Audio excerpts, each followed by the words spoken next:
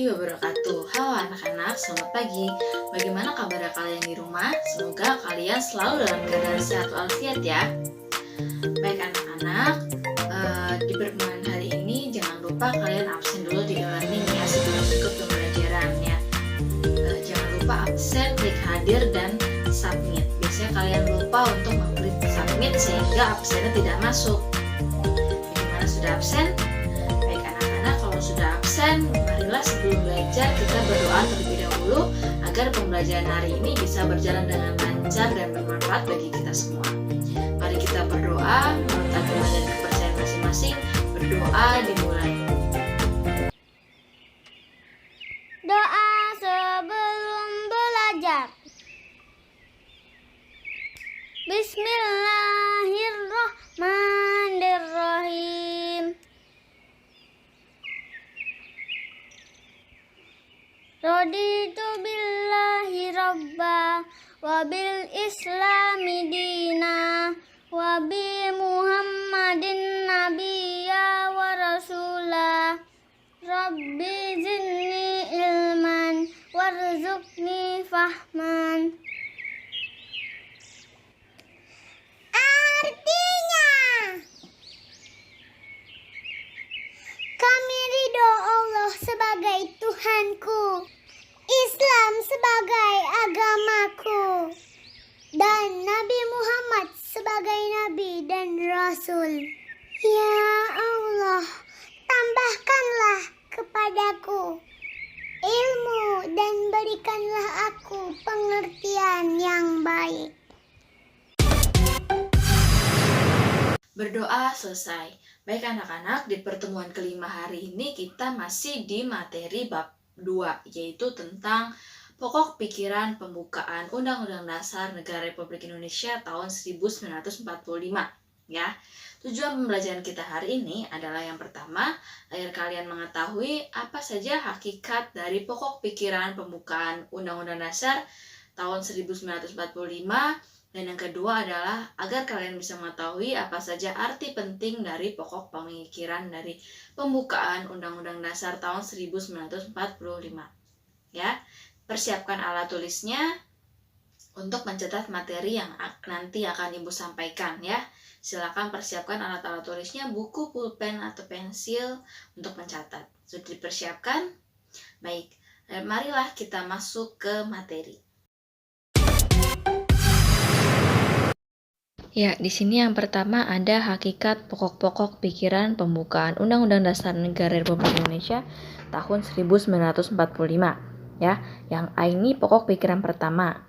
Dan pokok pikiran pertama ini adalah negara melindungi segenap bangsa Indonesia dan seluruh tumpah darah Indonesia dengan berdasar atas persatuan.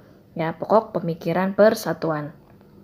Pokok pemikiran ini menegaskan bahwa dalam pembukaan Undang-Undang Dasar Negara Republik Indonesia tahun 1945 diterima aliran negara persatuan, negara yang melindungi dan meliputi segenap bangsa dan seluruh wilayahnya.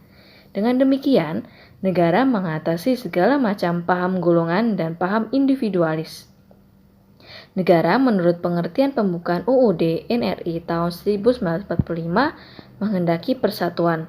Dengan kata lain, penyelenggara negara dan setiap warga negara wajib mengutamakan kepentingan negara di atas kepentingan golongan atau individu. Pokok pikiran yang kedua yaitu negara hendak mewujudkan keadilan sosial bagi seluruh rakyat Indonesia, ya, yaitu pokok pemikiran keadilan sosial. Pokok pemikiran ini mendapatkan suatu tujuan atau cita-cita yang ingin dicapai dalam pembukaan UUD Negara Republik Indonesia tahun 1945 serta merupakan suatu kausa finalis atau sebab tujuan. Dengan demikian, penyelenggaraan negara dapat menentukan jalan serta aturan yang harus dilaksanakan menurut Undang-Undang Dasar untuk mencapai tujuan memajukan kesejahteraan umum yang berkeadilan. Pokok pemikiran kedua ini hendak mewujudkan keadilan sosial yang didasarkan pada kesadaran bahwa manusia mempunyai hak dan kewajiban dalam kehidupan masyarakat. Pokok pikiran ketiga, negara yang berkedaulatan rakyat, berdasar atas kerakyatan dan permusyawaratan atau perwakilan, yaitu pokok pikiran kedaulatan rakyat. Ya, Di pokok pikiran ketiga ini, yaitu mengandung konsekuensi logis bahwa sistem negara yang terbentuk dalam Undang-Undang Dasar harus berdasarkan atas kedaulatan rakyat dan permusyawaratan atau perwakilan. Pokok pikiran ini sesuai dengan sifat masyarakat Indonesia yang selalu mengedepankan asas musyawarah untuk mufakat dalam menyelesaikan suatu persoalan. Pokok pikiran ketiga ini merupakan pokok pikiran kedaulatan rakyat yang menyatakan bahwa kedaulatan berada di tangan rakyat dan dilaksanakan menurut Undang-Undang Dasar. Pokok pikiran inilah yang merupakan dasar dari politik negara. Yang terakhir di pokok pikiran keempat, negara berdasarkan atas ketuhanan yang Maha Esa menurut dasar kemanusiaan yang adil dan beradab, yaitu pokok pemikiran ketuhanan. Pokok pemikiran ini mengandung makna bahwa Undang-Undang Dasar harus mengandung isi yang mewajibkan pemerintah dan penyelenggara negara lainnya untuk memelihara budi pekerti yang luhur. Hal ini menegaskan bahwa pokok pikiran ketuhanan mengandung pengertian takwa kepada Tuhan Yang Maha Esa. Menurut dasar kemanusiaan yang adil dan beradab dengan menjunjung tinggi harkat dan martabat manusia atau nilai kemanusiaan yang luhur. Ya, ini seperti dalam sila pertama ya, ketuhanan yang Maha Esa. Selanjutnya di subbab keduanya yaitu arti penting pokok pemikiran pembukaan Undang-Undang Dasar Negara Republik Indonesia tahun 1945 ya. Penjelasan Undang-Undang Dasar Negara Republik Indonesia tahun 1945 sebelum amandemen itu menegaskan bahwa pokok-pokok pemikiran tersebut meliputi suasana kebatinan dari Undang-Undang Dasar Negara Indonesia. Pokok-pokok pikiran ini mewujudkan cita-cita hukum atau Rechtsstaat yang menguasai hukum dasar negara, baik hukum yang tertulis yaitu Undang-Undang Dasar maupun hukum yang tidak tertulis. Hukum tidak tertulis yaitu biasa disebut konvensi ya. Itu. Undang-Undang Dasar menciptakan pokok pikiran ini dalam pasal-pasalnya. Itu bunyi dari amandemen ya, Undang-Undang Dasar sebelum amandemen. Berdasarkan pengertian ini dapat disimpulkan bahwa pokok pikiran yang terkandung dalam pembukaan Undang-Undang Dasar Negara Republik Indonesia tahun 1945 adalah sumber hukum tertinggi di Indonesia.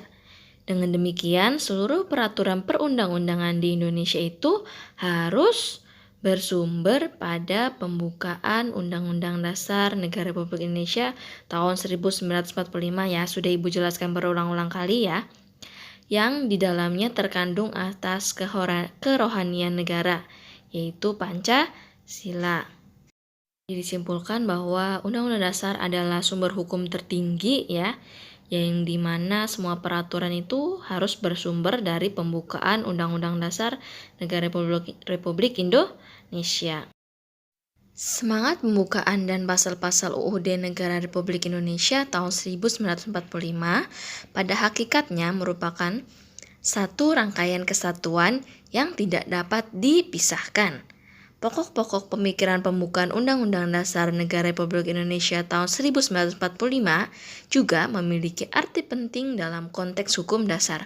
Seperti yang telah kita ketahui, di samping Undang-Undang Dasar masih terdapat hukum dasar yang tidak tertulis, ya, yang juga merupakan sumber hukum, yaitu aturan dasar yang timbul dan terpelihara dalam praktik penyelenggaraan negara.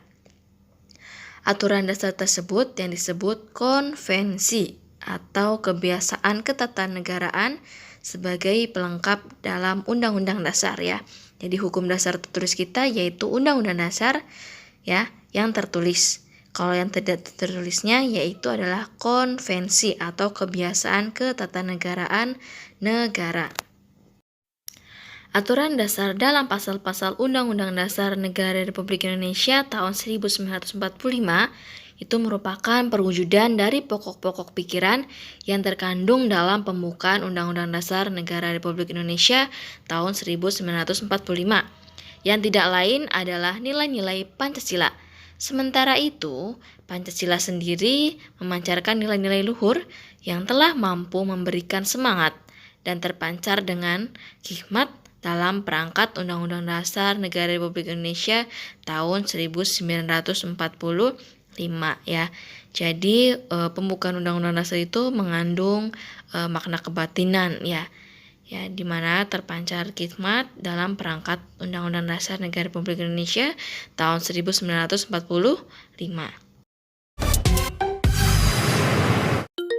Baik anak-anak, itu tadi materi yang sudah Ibu jelaskan tadi ya, sudah banyak Ibu jelaskan materinya. Kalau kalian masih ada yang belum paham tentang materi yang Ibu jelaskan tadi, silakan kalian japri ke Ibu, WA ya, atau tanya di grup seputar materi yang Ibu jelaskan pembelajaran hari ini. Kalau dia belum paham, silakan tanyakan biar kalian bisa paham ya. Baik, kalau sudah paham semuanya, silakan kalian kerjakan soal evaluasi di e-learning-nya. Kerjakan soal-soalnya, jangan sampai ada yang tidak mengerjakan ya. Bagi yang belum absen juga, silakan absen terlebih dahulu biar tidak dianggap alfa ya. Sudah? Silakan kerjakan tugasnya, waktu mengerjakannya sampai dengan pukul 9 malam. Jadi kalian yang belum sempat mengerjakan tugas masih ada waktu untuk mengerjakan sampai dengan pukul 9 malam. Ya. Itu dia materi Ibu hari ini di pertemuan kelima. Mohon maaf apabila penyampaian Ibu ada yang kurang. Semoga materi hari ini dan pembelajaran hari ini bisa bermanfaat bagi kita semua. Ya. Baik, untuk menutup pembelajaran kita hari ini, mari kita berdoa dulu. Berdoa menurut agama dan kepercayaan masing-masing. Berdoa dimulai. Berdoa selesai. Terima kasih anak-anak sudah mengikuti pembelajaran hari ini. Sampai bertemu lagi untuk pertemuan selanjutnya. Terima kasih. Assalamualaikum warahmatullahi wabarakatuh.